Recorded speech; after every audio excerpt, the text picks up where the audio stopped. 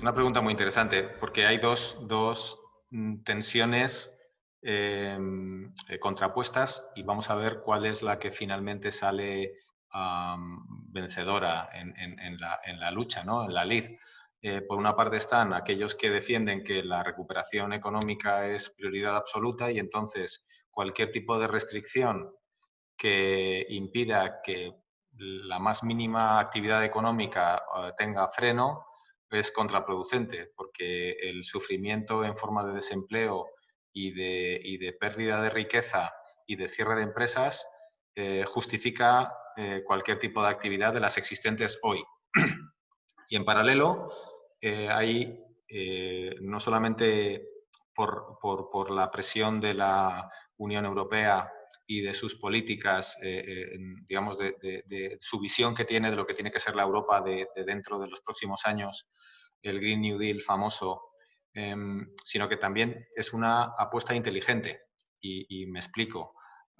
Seguir extrayendo carbón o construyendo vehículos de combustión interna puede servir como solución a corto plazo, pero yo creo que digamos que lo que va a traer la pandemia es una reducción de las expectativas de los agentes, que es algo muy keynesiano, es decir, que las empresas y su rol como inversoras y las familias y su rol como consumidoras, lo que van es a estar más conservadoras o más asustadizas y no van a dar el impulso, no van a tomar la decisión, no van a tomar las decisiones de consumo e inversión que nos permitan recuperar los niveles de Producto Interior Bruto que se necesitan.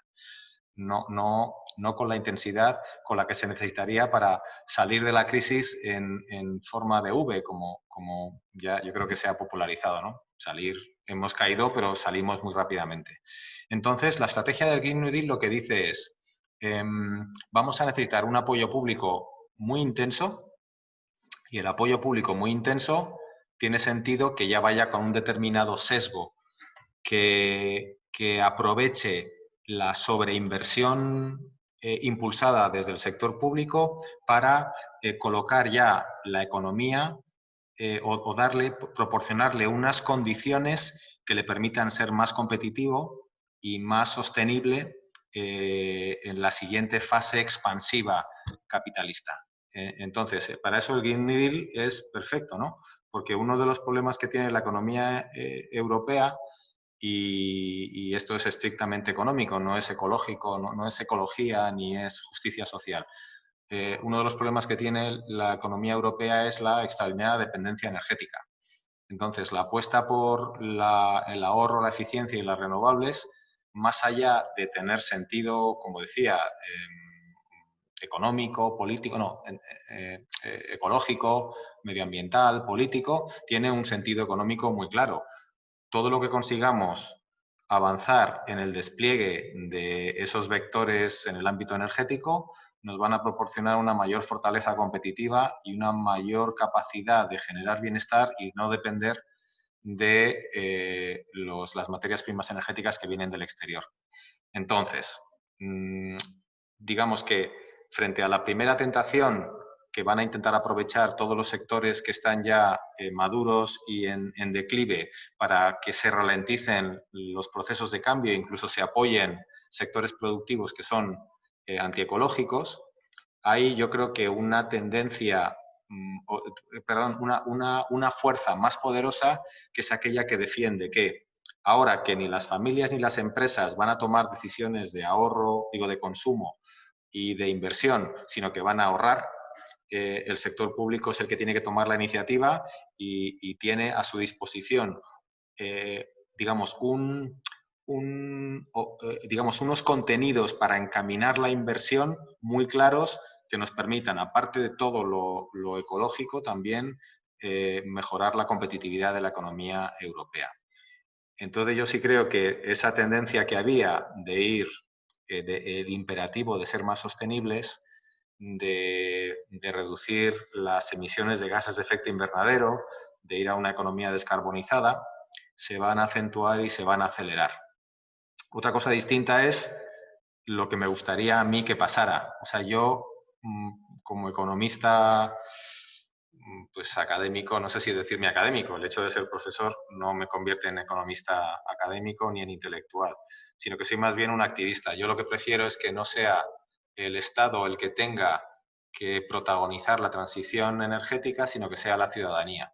Y en este sentido lo que habría que hacer es aprovechar el hecho de que va a haber menos decisiones de consumo, la gente, entre otras cosas, va a hacer menos turismo y va a ir menos a bares, pues todo ese dinero que se va a acumular en forma de ahorro se encamine hacia medidas que dependen de cada uno y de cada una, como son las de intervenir en sus propios edificios para hacerlos más sostenibles o apostar por sistemas de generación energética limpias y distribuidas, es decir, autoconsumo y fórmulas similares.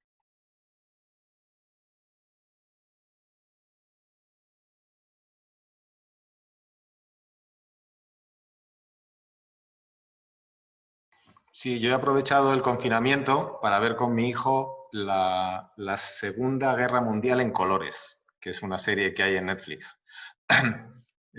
Claro, yo conocía, como conocemos todos y todas, de la magnitud de la destrucción de una guerra como la Guerra Mundial, ¿no? O sea, la de millones, cuando salen escenas o capítulos en los que cuentan, yo qué sé, pues la toma de Okinawa en la que murieron 100.000 soldados japoneses, dices, vamos a ver, cuando comparan la profundidad de la crisis que estamos viviendo con motivo de la pandemia esta, lo remiten como que es del orden de magnitud de lo que fue la Segunda Guerra Mundial en términos de destrucción, pues a mí me resulta escandaloso. O sea, que claro que está muriendo gente y cada persona que muere es un dolor bueno, es una pérdida irreparable, aunque suene atópico. Pero no podemos compararlo, me parece obsceno compararlo con la magnitud de la tragedia que supuso la Segunda Guerra Mundial o la Primera Guerra Mundial o tantas otras guerras eh, con destrucción tan tremenda. Cuando las ciudades quedan completamente arrasadas por bombardeos, cuando la mayor o una buena parte de la población en edad de trabajar ha muerto en el frente o ha muerto en los bombardeos, pues no hay nada que pueda, o sea, esa comparación que se hace con el impacto que va a tener la pandemia, insisto en que resulta obsceno. Entonces, parece que porque nos hemos tirado 3 meses encerrados en casa, se destruye economía. Y claro que se destruye economía, pero sobre todo lo que se destruye son expectativas. Como decía antes, se destruyen las expectativas de los agentes. La gente se vuelve más conservadora y eso es, digamos, lo que ya nos descubrió Keynes en la década de los 30 del siglo pasado. Ahora mismo lo que tenemos son expectativas de los agentes que se han venido abajo. Y, y lo que, digamos, el recetario de Keynes consiste en que el sector público tiene que tomar la iniciativa y mantener el pulso, la tensión de la economía hasta que los propios agentes retomen otra vez, los agentes privados de la economía retomen otra vez el protagonismo de la dinámica económica, ¿vale? Nos encontramos ahora, digamos, para verlo en positivo. O sea, que claro que no va a ser exactamente, no va a ser igual que si no hubiera habido pandemia, pero que lo que tenemos por delante, en principio, se tendría que resolver muchísimo mejor o mucho más fácil, facilísimo en comparación con la recuperación desde de la posguerra. Por una razón, porque a pesar de que muchos estados, entre ellos el español, están muy endeudados, resulta que las políticas expansionistas completamente heterodoxas, muy locas del Banco Central Europeo, que lo que están es imprimiendo billetes en sus sótanos como si no hubiera un mañana, no dejan de imprimir billetes, no están provocando lo que se esperaría dentro de la lógica económica ortodoxa, que es que se disparara la inflación, que se descontrolara la inflación. Cuanto más dinero haya en circulación, lo que acaba pasando es que hay más dinero en los bolsillos de la gente, se van a comprar más personas los mismos productos y lo que hacen los productos es subir de precio para ajustar oferta y demanda. Eso no está pasando y parece que nadie lo espera. O sea que se puede, aunque resulte antiintuitivo, se pueden imprimir billetes sin ningún problema. Por eso se está hablando de que la Comisión Europea contemple la posibilidad de imprimir deuda perpetua. O sea que se endeuda las instituciones de la Unión Europea, pero no pasa nada porque ese dinero pues se va a mantener en el balance indefinidamente. A lo mejor algún día lo amortizas, pero en principio se queda ahí. Porque lo que de natural tendría que estar provocando, que es inflación, como sucede en Venezuela o en Argentina, que los precios no dejan de subir, aquí no solamente no suben, sino que bajan.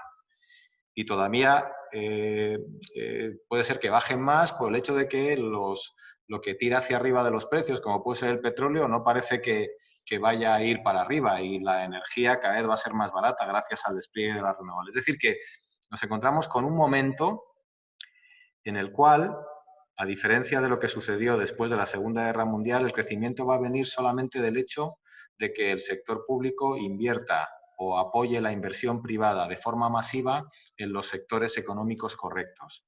Puede ser que gracias a que acierten en invertir todo lo que sea necesario, aunque se endeuden porque el endeudamiento no está generando inflación, no sea en V, pero prácticamente sea en V. Digo, sea en U, pero con la parte de abajo de la U muy cortita y remontemos muy rápidamente. Y remontemos con unas bases más sólidas y más a largo plazo que con digamos, la estructura económica que teníamos antes de la pandemia.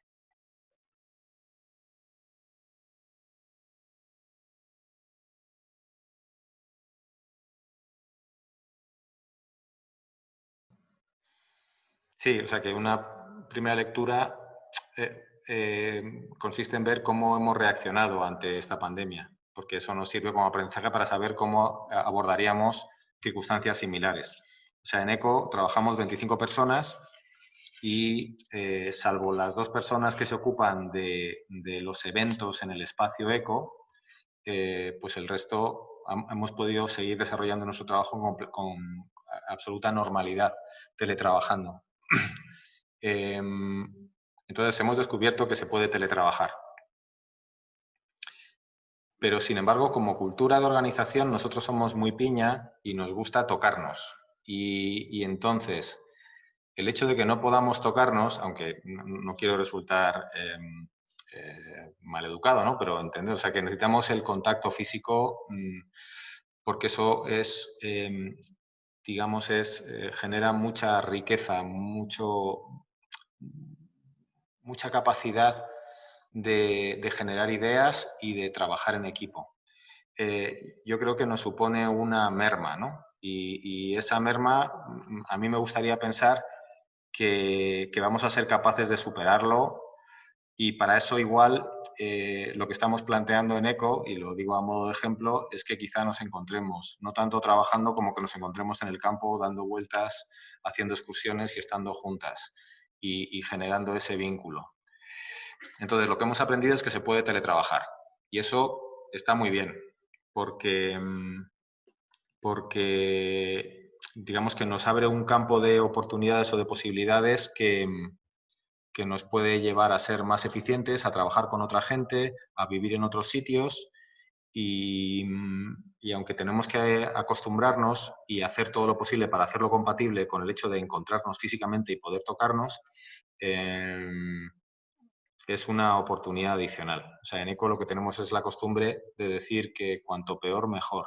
Cualquier circunstancia negativa y se explica por el hecho de haber estado en un sector como el de las renovables que durante prácticamente 6-7 años ha sido muy perseguido con recortes retroactivos en el que pasábamos 6 meses, o sea, pasaban 6 meses y en 6 meses nos volvían a recortar la retribución de nuestras plantas de generación y teníamos que intentar convencer a la gente de que era un negocio seguro cuando la evidencia era que no lo era. Entonces nos acostumbramos a que cuanto peor mejor. ¿Y eso qué significa? Digamos, la auténtica resiliencia, desde nuestro punto de vista, consiste en que cada circunstancia adversa sea una oportunidad.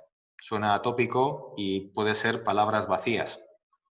Y bueno, como un brindis al sol, pues sí, vale, pues ya ha dicho Mario esto, pues me lo quedo. Y sin embargo, sí que está en nuestro ADN de organización el sacarle partido a algo así. Y entonces ver cómo a través, por ejemplo, de las redes sociales podemos llegar a otros públicos, cosa que estamos consiguiendo porque las dos personas que no pueden hacer su trabajo porque necesitan el espacio físico se han reinventado haciendo algo parecido a lo que está haciendo el GBC, pues entrevistas a gente brillante para alumbrar un poco el futuro. Y eso nos atrae a otros públicos y de esos otros públicos salen oportunidades y entramos en un círculo virtuoso. Entonces, ECO es o por lo menos es la experiencia de la persona que más lleva en ECO, que soy yo. ECO es el paradigma de la resiliencia activa.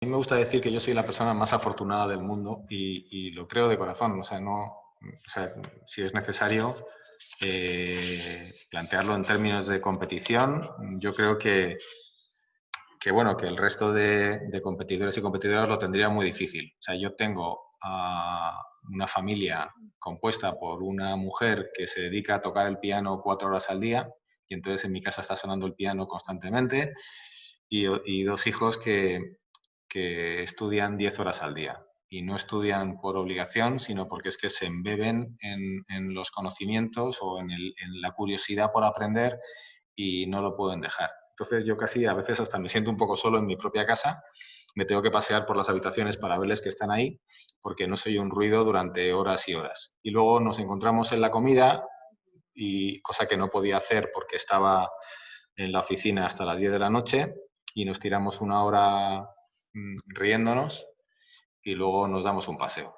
Entonces, yo lo que he aprovechado la pandemia para alcanzar mucha mayor serenidad.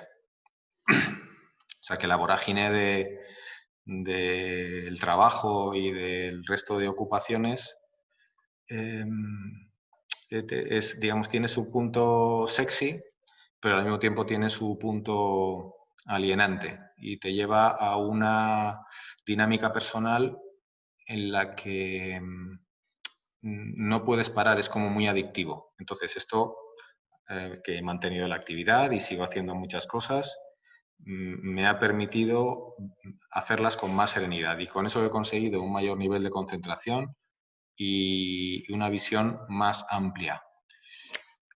Y incluso he aprendido una cosa que ha sido quizá la más interesante de todas las que he aprendido, que es que tengo que dejar un poco suelto al resto de mis compañeros y compañeras. O sea que, digamos que yo hasta ahora he tenido un papel de liderazgo en la organización que yo creía absolutamente imprescindible y que sin embargo estaba impidiendo crecer a la organización como un todo.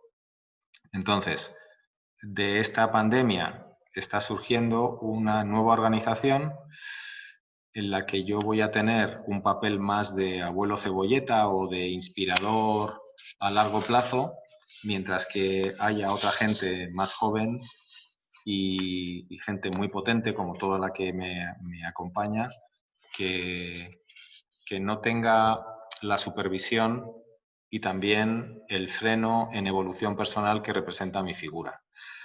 Así que nunca podré decir que estoy agradecido a la pandemia porque no solamente yo estoy en el mundo, sino que hay otra mucha gente que lo va a pasar o que lo ha pasado o que ya nos ha dejado y que lo ha pasado muy mal, pero a nivel personal la pandemia me ha servido para hacerme más humano, más sereno y más inteligente, creo.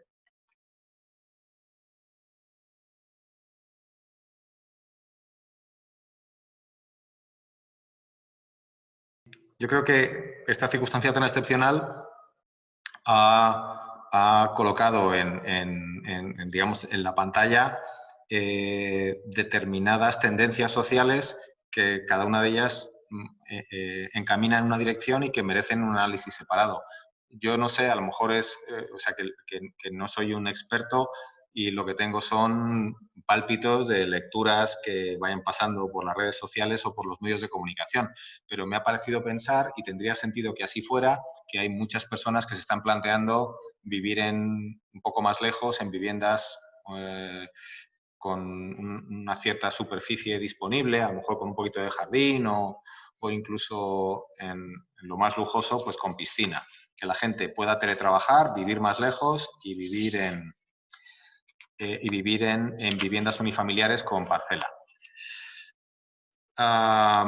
Vale, eso puede estar bien porque si se hace bien, la España vaciada puede estar llena de riqueza y de vida, pero al mismo tiempo parece que es una forma de vivir más insostenible que las ciudades un poco más, bueno, las ciudades que son más concentradas, ¿no? Con edificios en altura y demás. Cuando hay que urbanizarlo para que haya una vivienda unifamiliar, pues parece más insostenible.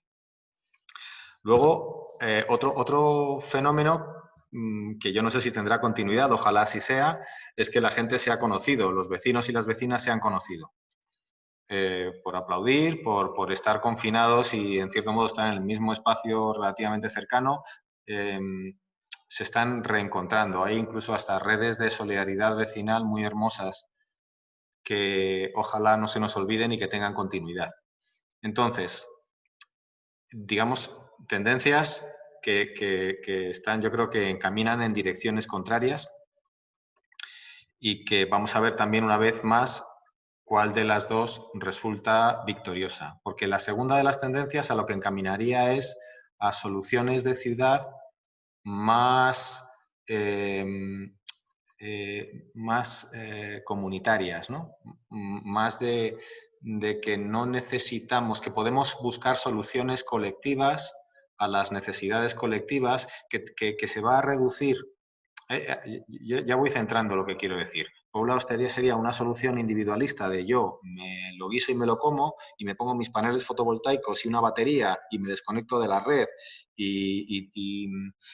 y vamos, es que no salgo de mi casa porque lo tengo todo ahí resuelto. Y otra tendencia más comunitarista en el que la gente se encuentre y eh, promueva soluciones de apoyo mutuo, de pensar el espacio de manera colectiva, de co-living, de utilizar los locales que están inutilizados en muchos barrios para hacer proyectos colectivos.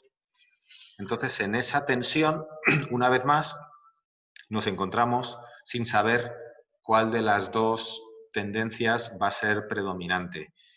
Yo aquí, que soy, a pesar de ser un optimista patológico, yo creo que todavía tenemos una poderosa inercia individualista y se nos va a olvidar muy pronto el encuentro del otro porque va a primar las soluciones individuales. Entonces, y no nos va a ayudar en nada el hecho de que nos tengamos que tirar un año teniendo que guardar una distancia que yo lo comentaba en algún foro con amigos y amigas. Va a llegar el viernes por la tarde y en vez de ir a un pub a tomarse unas cervezas a intentar ligar, lo que va a tener más sentido es decir que sí que vas a ir, pero irte rápidamente a tu casa a interactuar con mujeres u hombres a través de aplicaciones cada vez más sofisticadas que te permitan tener un avatar y minimizar la exposición que representan las relaciones personales. Es decir, que nos hemos tirado unos meses acostumbrándonos a relacionarnos a distancia. Imagino que habrá habido un boom de descargas de aplicaciones que sirven para conectarse a distancia y como resulta muy cómodo y muy adictivo lo de que se te ilumine una lucecita en tu móvil, vamos a tirarnos mucho más tiempo de lo que nos hubiéramos tirado si no hubiera habido pandemia relacionándonos a distancia a través de aplicaciones. Y eso, que parece que es una forma de socializar, es una forma también, es fundamentalmente una forma de estar solos y solas. Yo creo que efectivamente estamos ansiosos por encontrarnos con el otro y con la otra, con darnos un abrazo e incluso llevarlo más lejos. Y eso va a ser como una especie de reencuentro muy pasional.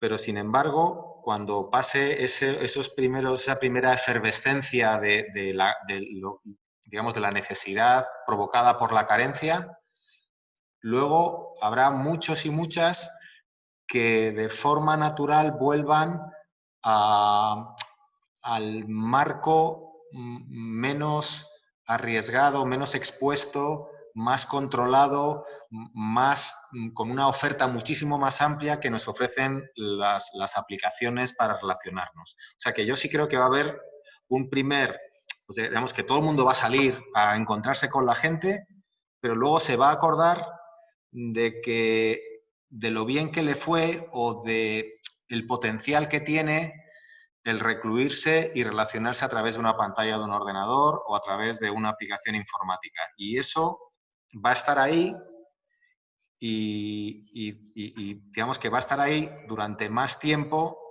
de los 3 meses de confinamiento, porque vamos a tener que tener cierta distancia social durante mucho tiempo. Al final va a ser tan frustrante que no te puedes ni dar la mano ni dar un abrazo, que la gente va a preferir y vamos a tirarnos 1 año y medio relacionándonos a través de esos mecanismos. Y vamos a encontrar, nos vamos a estar descargando apps una detrás de otra, cada vez más sofisticadas, cada vez con más inteligencia artificial que permita que las personas que aparezcan en tu línea temporal sean más afines, nos vamos a relacionar con gente de todas partes y entonces volver otra vez luego después a la calle, pues va a ser como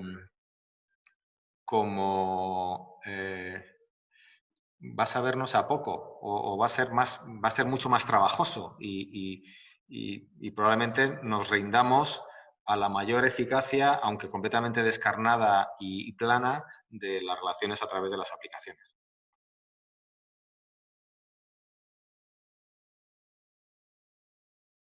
He estado pensando cosas por hablar de temática energética, que un poco profesionalmente es en donde más puedo aportar.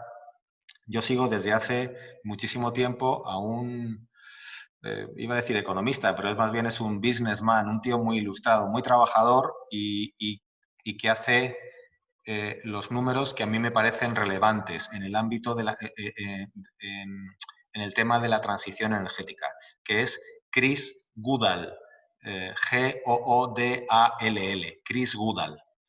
Tiene un blog que se llama Carbon Commentary y tiene un libro que ya se va quedando un poquito antiguo, aunque está escribiendo libros después, que se llama The Switch, en el que lo que cuenta es cómo podemos transitar a un módulo energético limpio en los plazos en los que es necesario hacerlo, que de todos los